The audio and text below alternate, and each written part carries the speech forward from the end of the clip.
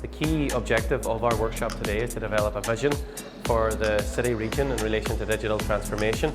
Our hope as a local authority is that we can become a world leader in the field of digital transformation, and specifically we're interested in seeing how digital technology can help improve service delivery, improve outcomes for our people, and most importantly develop our digital economy to create more jobs within Derry Londonderry city region.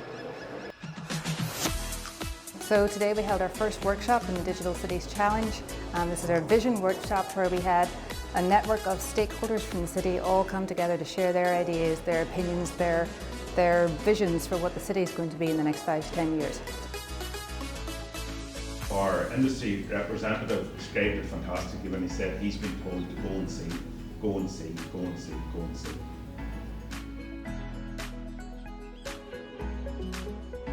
And everybody's sick of going and seeing somewhere else. So let's make the city here somewhere that people come to see.